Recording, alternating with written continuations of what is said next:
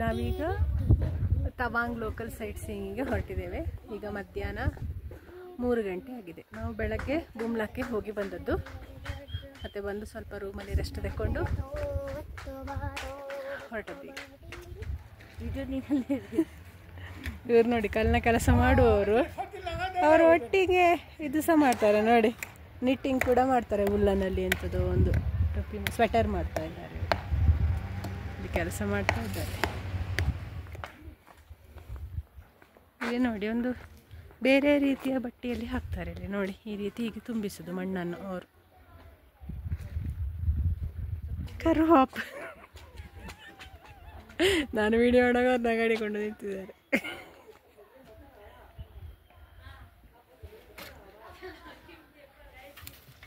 ಮತ್ತೆ ಬೆನ್ನಲ್ಲಿ ಹೊತ್ತುಕೊಂಡು ಹೋಗುದು ಅವರು.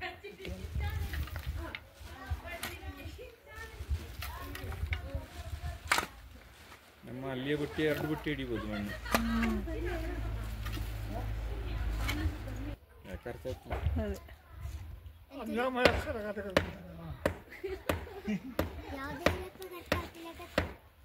ಹಿಂದಿ ಕೂಡ ಅರ್ಥ ಆಗ್ತಿಲ್ಲ.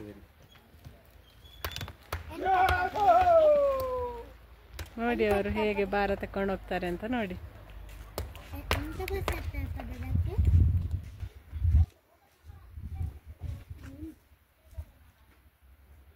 ಇದು ನಮ್ಮ ಅರುಣಾಚಲ ಪ್ರದೇಶ ಪ್ರವಾಸದ 5ನೇ ದಿನ. ನಾವು ಬೆಳಗ್ಗೆ ಬುಮ್ಲಾ ಪಾಸ್ಗೆ ಹೋಗಿ ಬಂದದ್ದು. ಈಗ ಮಧ್ಯಾಹ್ನ ಮೇಲೆ ತವಾಂಗ್ ಲೋಕಲ್ ಸೈಟ್ ಸೀಯಿಂಗಿಗೆ ಹೊರಟಿದ್ದೇವೆ. ತವಾಂಗ್ ಪೇಟೆ ಇದು ನೆಹರು ಮಾರ್ಕೆಟ್ ಏರಿಯಾ ಅಂತ. नेहरू मार्केट और आगे में ऑल मार्केट है.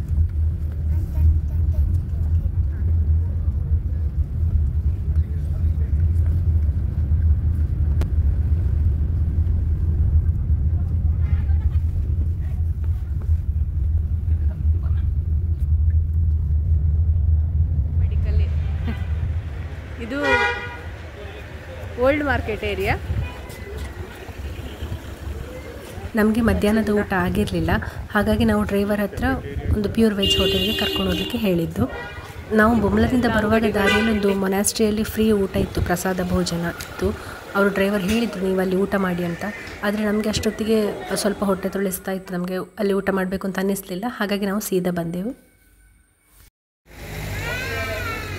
ಇದೆಲ್ಲ ಓಲ್ಡ್ ಮಾರ್ಕೆಟ್ ಏರಿಯಾ. ಹಿಂಗೆ ಹೀಗೆಲ್ಲ ಅಲ್ಲಲ್ಲಿ ಮಿಲಿಟ್ರಿ ಅವರು ಕಾಡಲಿಕ್ಕೆ ಸಿಗ್ತಾರೆ ಹೀಗೆ. ಜೈ ಹಿಂದ್. ಎದುರಿಗೆ ಸಿಕ್ಕಿದ ಮಿಲಿಟ್ರಿ ಅವರಿಗೆಲ್ಲ ಜೈ ಹಿಂದ್ ಅಂತ ವಿಶ್ ಮಾಡಿದ್ದೇನೆ ನಾನು. ಇಲ್ಲೊಂದು ಶಾಲ್.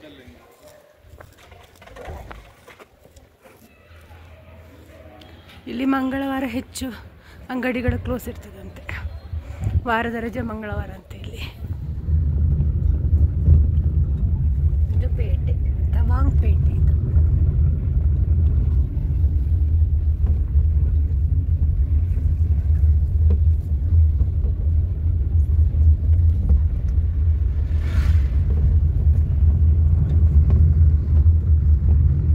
ಹೆಚ್ಚು ಕಮ್ಮಿ ದಿರಂಗ ಹಾಗೆ ಉಂಟು ತವಾಂಗ್. ಆದರೆ ತವಾಂಗ್ನಲ್ಲಿ ದಿರಂಗಿಗಿಂತ ಚಳಿ ಜಾಸ್ತಿ, ಅಂದರೆ ಸ್ವಲ್ಪ ಎತ್ತರದಲ್ಲಿರೋದು ತವಾಂಗ್ ದಿರಂಗಿಗಿಂತ.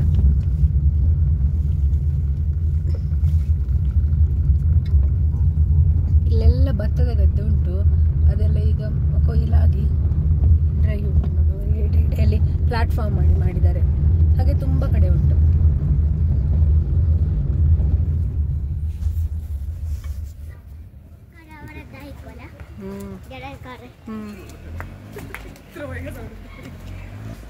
ನಾವೀಗ ತವಾಂಗ್ ಮೊನಾಸ್ಟ್ರಿಗೆ ಬಂದಿದ್ದೇವೆ. ತವಾಂಗ್ನಲ್ಲಿ ಸುಮಾರು ಮೊನಾಸ್ಟ್ರಿಗಳುಂಟು. ಮೊನಾಸ್ಟ್ರಿ ಅಂದರೆ ಬೌದ್ಧರ ಧಾರ್ಮಿಕ ಕೇಂದ್ರಗಳು. ಪ್ರತ್ಯೇಕವಾಗಿ ಟಿಬೆಟನ್ ಬೌದ್ಧರ ದೇವಸ್ಥಾನಕ್ಕೆ ಗುಂಪ ಅಂತ ಹೇಳ್ತಾರೆ, ಮತ್ತು ಮಹಿಳಾ ಸನ್ಯಾಸಗಳಿರುವ ಧಾರ್ಮಿಕ ಕೇಂದ್ರಕ್ಕೆ ನನ್ನರಿ ಅಂತ ಹೇಳ್ತಾರೆ. ಹೀಗೆ ಹಲವಾರು ಗುಂಪಗಳು, ನನ್ನರಿಗಳು ಉಂಟು ಈ ತವಾಂಗ್ನಲ್ಲಿ. ನಾವೀಗ ನೋಡ್ತಾ ಇರುವ ಮೊನಾಸ್ಟ್ರಿ ಉಂಟಲ್ಲ, ಅದು ಬೌದ್ಧ ಧರ್ಮದ ಮಹಾಯಾನ ಪಂಗಡದವರದ್ದು. ಬೌದ್ಧ ಧರ್ಮದಲ್ಲಿ 2 ಪಂಗಡ, ಮಹಾಯಾನ ಮತ್ತೊಂದು ಹೀನಯಾನ. ನಾವೀಗ ನೋಡ್ತಾ ಇರೋದು 5ನೇ ದಲೈ ಲಾಮಾರ ಆಶಯದಂತೆ ಕಟ್ಟಿದ ಒಂದು ಮೊನಾಸ್ಟ್ರಿ. 1681ರಲ್ಲಿ ಇದು ಓಪನ್ ಆದದ್ದು.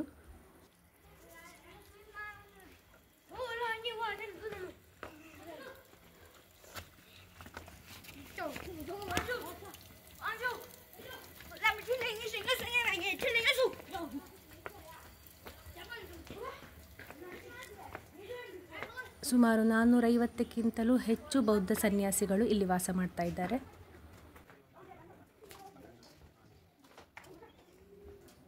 ಇಲ್ಲಿ ಒಟ್ಟು 65 ಚಿಕ್ಕ ಚಿಕ್ಕ ಕಟ್ಟಡಗಳು ಉಂಟಂತೆ.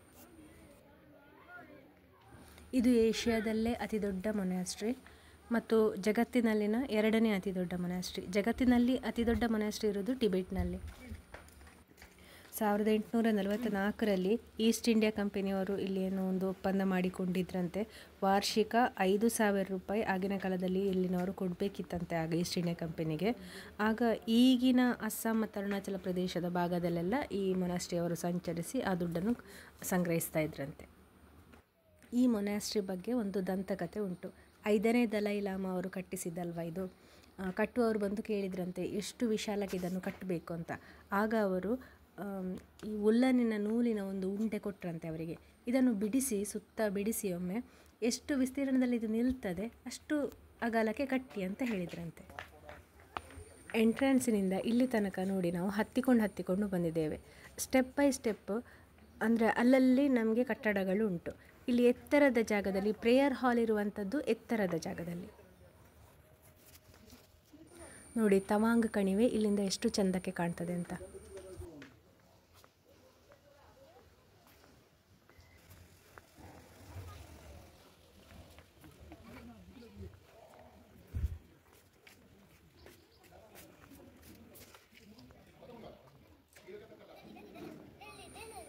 ಇದೀಗ ಮುಖ್ಯ ಪ್ರಾರ್ಥನಾ ಸ್ಥಳ. ಆದರೆ ನಾವು ಇಲ್ಲಿಗೆ ಹೋಗೋದಕ್ಕೆ ಮೊದಲೊಮ್ಮೆ ಮ್ಯೂಸಿಯಮಿಗೆ ಹೋಗ್ತೇವೆ, ಯಾಕೆಂದರೆ ಅಲ್ಲಿ ಬೇಗ ಕ್ಲೋಸ್ ಆಗ್ತದೆ ಅಂತ ಹೇಳಿದರು ನಮ್ಮ ಡ್ರೈವರು. ಹಾಗೆ ನಾವು ಮೊದಲು ಮ್ಯೂಸಿಯಂ ನೋಡಿ ಮತ್ತೆ ಇಲ್ಲಿ ಪ್ರಾರ್ಥನಾ ಸ್ಥಳಕ್ಕೆ ಹೋಗುವ.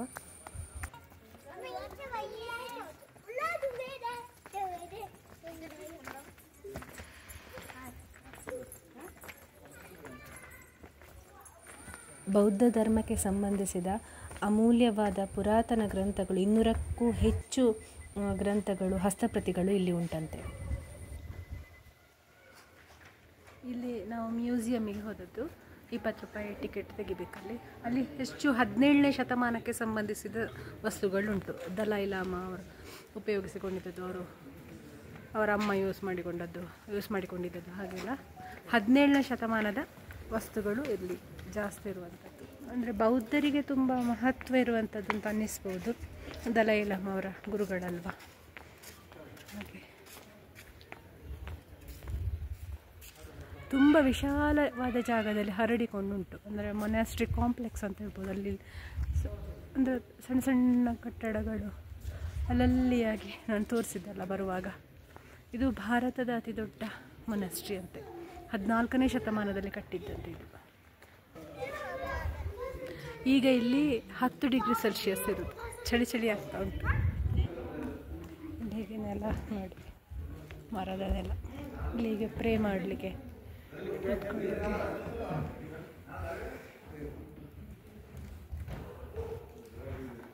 1959 ಮಾರ್ಚಿನಲ್ಲಿ 14ನೇ ದಲೈ ಲಾಮಾ ಅವರು ಟಿಬೇಟ್ನಿಂದ ಓಡಿ ಬರುವಾಗ, ಅಂದರೆ ಚೈನಾದವರ ಕಿರುಕುಳ ತಾಳಲಾರದವರು ಓಡಿ ಬರ್ತಾರಲ್ಲ ಭಾರತಕ್ಕೆ, ಅವರು ಆಗ ಇಲ್ಲಿ ಕೆಲವು ದಿನ ಉಳ್ಕೊಂಡಿದ್ರಂತೆ.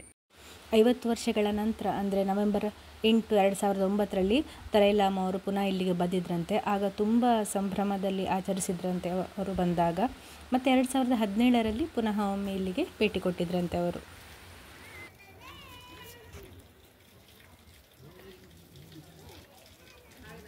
ಅಲ್ಲೊಂದು ಸ್ಟೇಡಿಯಂ ಕಾಣ್ತದ.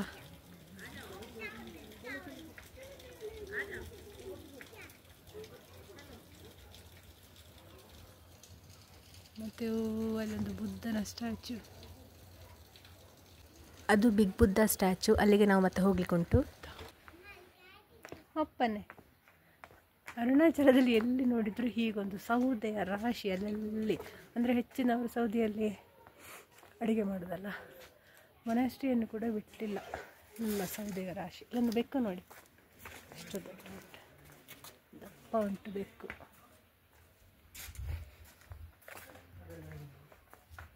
ನೋಡಿ ಇಲ್ಲಿ ಕೂಡ ಉಂಟೊಂದು ಸೌದೆ ಅಟ್ಟಿ. ಆಚೆ ಹೋದರೆ ಆಚೆ ಕೂಡ ಉಂಟು ನೋಡಿ, ಹೀಗೆ ಗಲ್ಲಿಯ ಹಾಗೆ. ಅಲ್ಲಿ ಕೂಡ ಸೌದೆ ಅಟ್ಟಿ ಉಂಟು. ಹೀಗೆ ಗಲ್ಲಿಯ ಹಾಗೆ ಮರದ ಇದು ಬಿಲ್ಡಿಂಗ್ ಕಲ್ಲು ಮತ್ತು ಮರ ಉಪಯೋಗಿಸಿದ ಬಿಲ್ಡಿಂಗ್. ಇದು ಚಳಿ ಪ್ರದೇಶ ಆದ ಕಾರಣ ಚಳಿ ಕಾಯಿಸ್ಲಿಕ್ಕೆ ಅವರು ಬೆಂಕಿ ಹಾಕಲಿಕ್ಕೆ ಕೂಡ ಸೌದೆ ಬೇಕಾಗ್ತದೆ ಇವರಿಗೆ.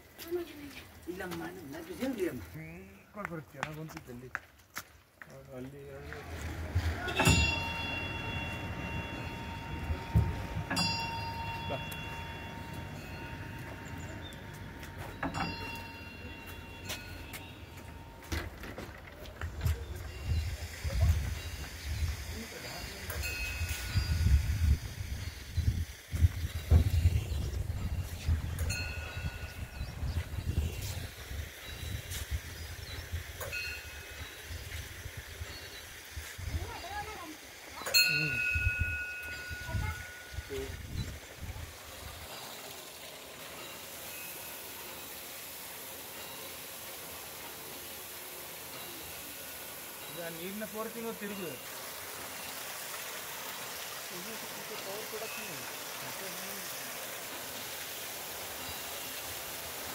ಇದು ಮೇಲಿಂದೆಲ್ಲೋ ನೀರು ಬರ್ತದೆ. ನೀರು ಬರುವಾಗ ಈ ಮರದ ಇದು ನೋಡಿ ತಿರುಗ್ತದೆ, ಮರದ ಚಕ್ರ. ಯಾಕೆ ಅಂತ ಗೊತ್ತಿಲ್ಲ, ಎಂತ ಅಂತ ಗೊತ್ತಿಲ್ಲ. ಇನ್ನು ನಾವು ತವಾಂಗ್ ಪೇಟೆಯ ಇನ್ನೊಂದು ಬದಿಯಲ್ಲಿರುವ ಬಿಗ್ ಬುದ್ಧ ಸ್ಟ್ಯಾಚು ಕಡೆಗೆ ಹೋಗುವ. ಇದು ತವಾಂಗಿನ ಬಿಗ್ ಬುದ್ಧ ಸ್ಟ್ಯಾಚ್ಯೂ ಅಂತ.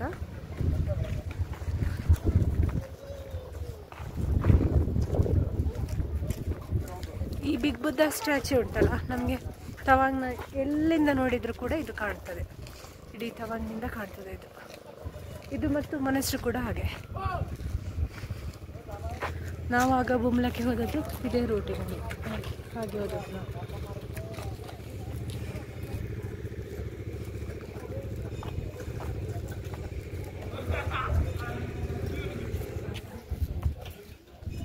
ಎಲ್ಲ ಕಡೆ ಹೀಗೆ ಪ್ರೇಯರ್ ಫ್ಲಾಗ್ ಹಾಕಿಟ್ಟಿದ್ದಾರೆ.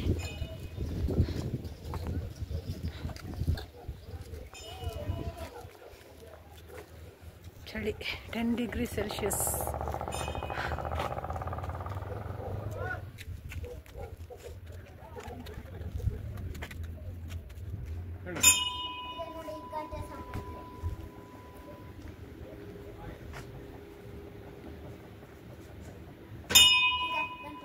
ಹೌದು, ಗಂಟೆ ಸೌಂಡ್ ಬರ್ತದೆ.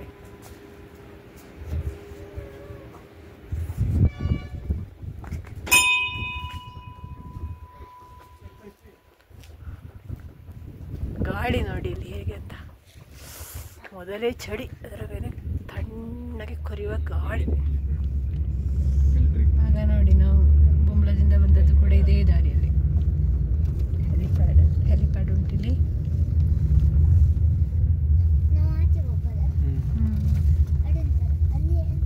ಮಿಲಿಟರಿ ಅವರದ್ದು.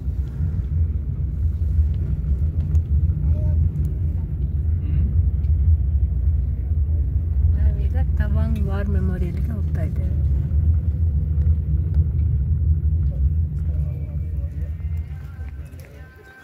Tawang war memorial.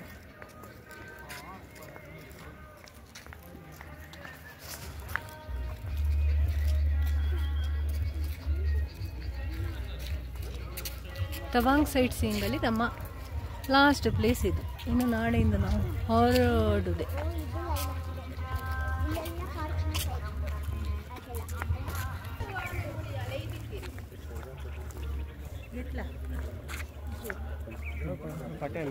ಸರ್ದಾರ್ ವಲ್ಲಭಭಾಯಿ,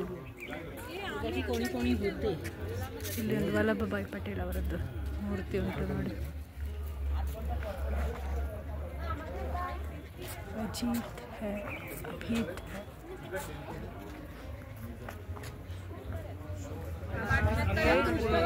ಇದರಲ್ಲಿ ಕಾಡಿಲಿದ್ದದೆ ಅಲ್ಲ, ರೋಡ್ ಸೈಡಿಲೆಲ್ಲ ಇದ್ದತ್ತಲ್ಲ ಕಾಡಿಲಿ, ಅದೇ ಅಪ್ಪ. ಅಪ್ಪ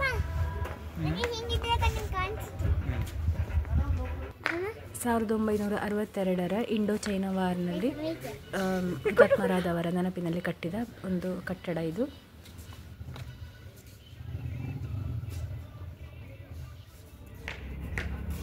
ನೋಡಿ ನೀರಿಟ್ಟಿದ್ದಾರೆ ಹೀಗೆ ಅವರಿಗೆ.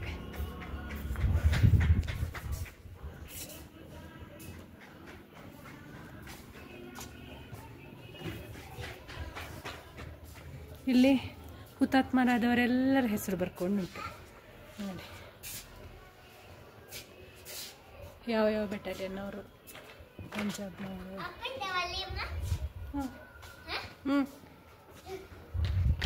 ಈಗ ಎಲ್ಲರ ಹೆಸರು ಬರೆದಿದ್ದಾರೆ.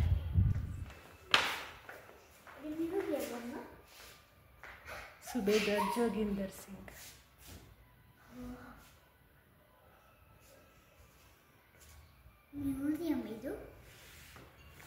War memorial.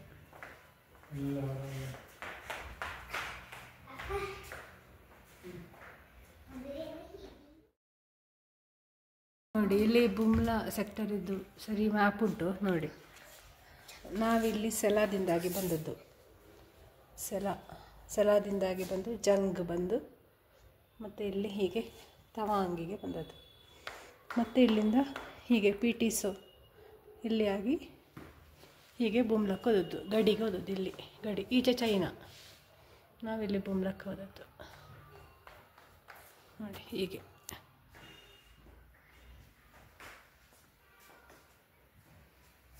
Major Mahender Singh Chaudhary, Punjab ರೆಜಿಮೆಂಟ್ನವರು.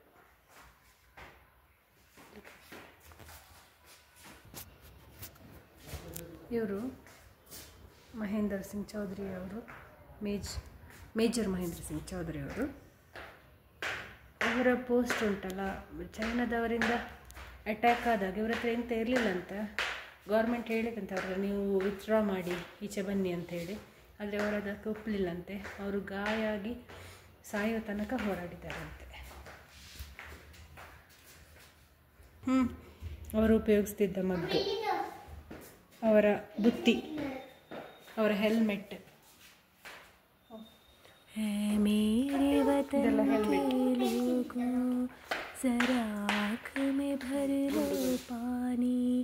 जो शहीद हुए हैं उनकी जरा याद करो कुर्बानी. ವೀರರ ಹೆಲ್ಮೆಟ್. ಇಲ್ಲಿ ಒಂದು ಮ್ಯೂಸಿಯಂ ಉಂಟು ವಾರಿಗೆ ಸಂಬಂಧಪಟ್ಟದ್ದು.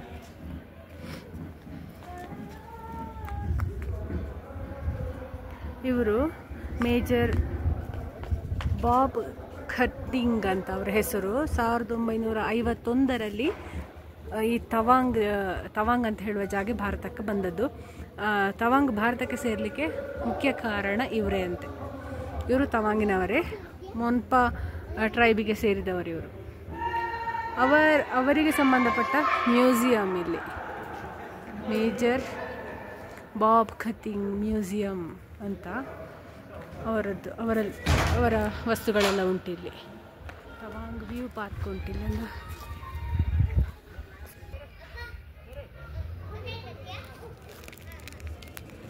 ಇದರ ಹೆಸರು ಚುರ್ಪಿ ಅಂತ.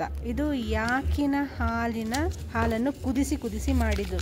ಎಷ್ಟು ಗಟ್ಟಿ ಉಂಟು ಇದು ಅಂದರೆ ತುಂಬ ಗಟ್ಟಿ ಉಂಟು. ಚುರ್ಪಿನ ಯುದ್ಧದ ಬಗ್ಗೆ ಲೇಸರ್ ಶೋ ನಡೀತದಂತೆ ಇಲ್ಲಿ. ದಿನ ಸಂಜೆ 6 ಗಂಟೆಗೊಂದು ಶೋ ಮತ್ತು 9 ಗಂಟೆಗೊಂದು ಶೋ ನಡೀತದಂತೆ. 1 ಗಂಟೆಯ ಶೋ ಅದು. ಅದಕ್ಕೆ ಮೊದಲೇ ಟಿಕೆಟ್ ಬುಕ್ ಮಾಡಬೇಕಾಗ್ತದೆ. ನಮಗೆ ಟಿಕೆಟ್ ಸಿಗಲಿಲ್ಲ. ಸೆಕೆಂಡ್ ಶೋಗೆ ನಿಂತರೆ ಮುಗಿಯುವಾಗ 10 ಗಂಟೆ ಆಗ್ತದೆ. ಆಗಲೇ ಟೆಂಪರೇಚರ್ 8 ಡಿಗ್ರಿ ಸೆಲ್ಸಿಯಸ್ಗೆ ಇಳಿದಿತ್ತು. ಮತ್ತು ಬೆಳಗ್ಗೆ ನಾವು 5 ಗಂಟೆಗೆ ಹೊರಡಬೇಕಿತ್ತು ತವಾಂಗಿನಿಂದ. ಹಾಗಾಗಿ ಮನದಲ್ಲಿಯೇ ಹುತಾತ್ಮರಿಗೆ ಮತ್ತೊಮ್ಮೆ ನಮಿಸಿ ರೂಮ್ನತ್ತ ಹೊರಟೆವು.